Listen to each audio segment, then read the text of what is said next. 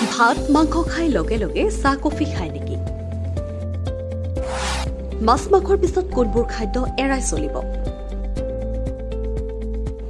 আপুনিও কৰে নেকি এই সাধাৰণ খাদ্যাভ্যাসৰ ভুল? গধুৰ আহাৰৰ পিছত কিমান সময় বিৰতি ল'ব লাগে? পেটৰ সমস্যাৰ কাৰণ হ'ব পাৰে নেকি ভুল খাদ্য সংমিশ্ৰণ? আমি প্ৰায়ভাগেই বিয়া সবাহৰ ভোজ ভাত খোৱাৰ পাছত দৈ মিঠাইৰ জুতি লওঁ, কিন্তু বহুতেই নাজানে হয়তো যে চিকেন বা মাছ মাংস খোৱাৰ পাছত মিঠাই বা দুগ্ধজাত খাদ্য খালে হিতি বিপৰীত হোৱাৰ আশংকা থাকে।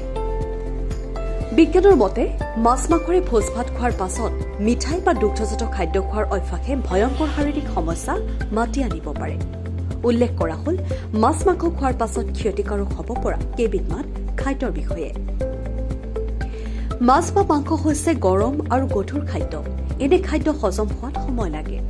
ইয়াৰ বিপৰীতে ৰসগোল্লা জাতীয় মিঠাই হৈছে পাতল তথা শীতল খাদ্য, ফলত ই সহজতে আৰু সোনকালে হজম হয়।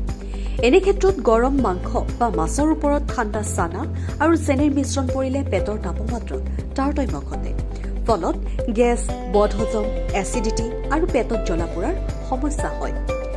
মাংস খোৱাৰ পাছত তৰমুজ ভুলতো নাখাব। মাছ খাই উঠি গাখীৰ নাখাব। মাছ আৰু গাখীৰ অগা-পিছাকৈ খালে ডায়েৰিয়া বা বিষক্ৰিয়া হোৱাৰ আশংকা থাকে। বহুতে ভাত খাই উঠি চাহ অথবা কফি খায়। এই অভ্যাস ক্ষতিকাৰক। চাহ বা কফিয়ে মাংসৰ আইৰণৰ শোষণ 60% হ্ৰাস কৰে, ফলত হজমত সমস্যা হয়।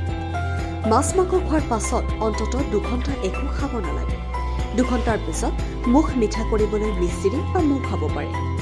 মিঠাইৰ প্ৰতি দুৰ্বলতা থকা সকলে মাছ মাংস খোৱাৰ পাছত কিছু সময় বিৰতি লৈ জেলেপি বা গুড়েৰে বনোৱা গৰম সন্দেশ খাব পাৰে। ঠাণ্ডা ৰসগোল্লা ভুলতো নাখাব। News desk report NDTV।